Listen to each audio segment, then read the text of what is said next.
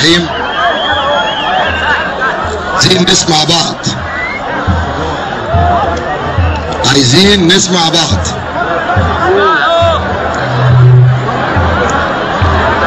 بسم الله الرحمن الرحيم.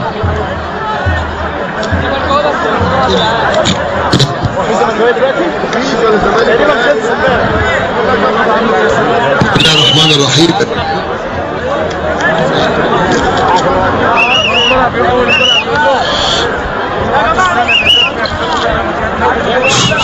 بسم الله الرحمن الرحيم. إلى كل المصريين الشرفاء اللي موجودين النهارده في ميدان مصطفى محمود، اللي ما بيقومش لحد مقدور بيقبض مقوزة وقناة الجزيرة الحقيرة.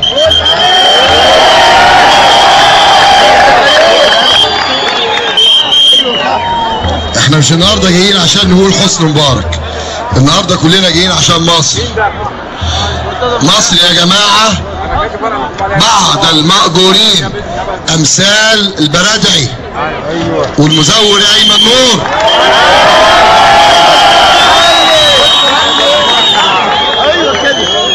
عايزين يحكموا مصر.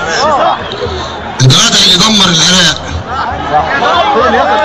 البرادعي اللي جاي يدمر مصر، هذا الرجل النحس اللي من يوم ما جه خراب انفلونزا طيور وخنازير، من يوم ما جه كان ادم ونحس على البلد. عايز اقول لكم يا جماعه، احنا النهارده كلنا اي حد بيحب البلد دي، انا ما يهمنيش مين يجي رئيس جمهوريه، لكن يهمني مش ممكن ده انت لو عندك عامل او شغال وقعد يخدمك 30 سنه ما ينفعش في الاخر تقول له اطلع بره وروح دلوقتي. العيال اللي بتقول الكلام ده عيال مش مؤدبين مش محترمين، ابهاتهم ما عرفتش تربيهم. وعايز اسال البنات اللي نايمه في ميدان التحرير بقى لها 7 ايام، انت يا بنت مالكيش اب وام واخ ولكوا عيب؟ انا مش فاهم، عمالين تشتكوا من التحرش وتشتكوا ايه ده؟ البنت اللي عامله يافطه كاتبه ارحل يا خنزير، ابوك هو اللي خنزير. ابوك لو رباكي، انا اشك ان ابوك رباكي. ابوك لو رباكي مش هتقولي الراجل على الاقل في سن ابوكي ارحل يا خنزير.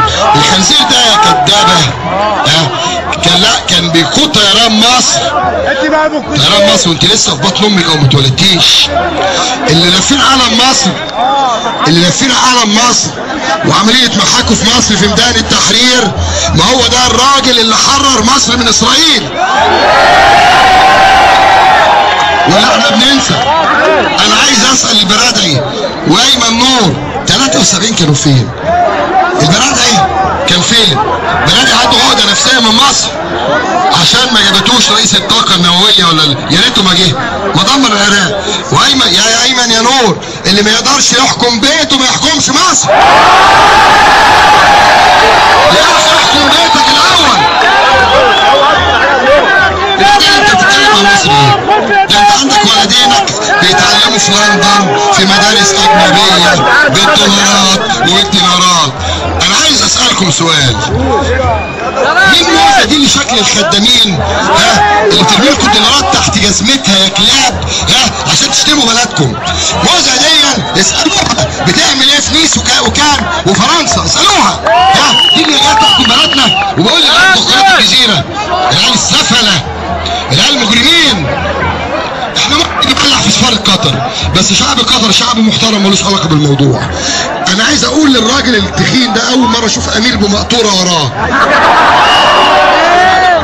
يا امير ابو مقطوره يا خاين يا اللي احتليت البلد من ابوك. واحد يا جماعه ما عندوش وفاء لابوه هيبقى عنده وفاء لبلد. ليه امير قطر على فكره ليه بيوت هنا في مصر وعمال يشتري الفور سيزون ويشتري مش عارف ايه ويشتري ايه. طلع يا اخي اليهود اللي في بلدك الاول وبعدين اتكلم عن اسيادك في مصر. انا مش عايز الناس تفتكر يا جماعه ان احنا جينا عشان حسني مبارك، وانا قلت الكلام ده في التلفزيون امبارح، قلت لكم ان حسني مبارك الراجل مش هيمشي ومش هيرشح نفسه، لان انا عارف شخصيه حسني مبارك كلها كبرياء، كبرياء ومن كبرياء مصر. النهارده بدل ما اقول له متشكرين يا ريس اقول له ارحل يا خنزير، دول عيال سفله مش متربيين. انا بطلب منكم كلكم دلوقتي نطلع كلنا على ميدان التحرير. ده ميدان التحرير للشرفاء، مش ميدان التحرير للمرتزقه المأجورين. وزي ما قلت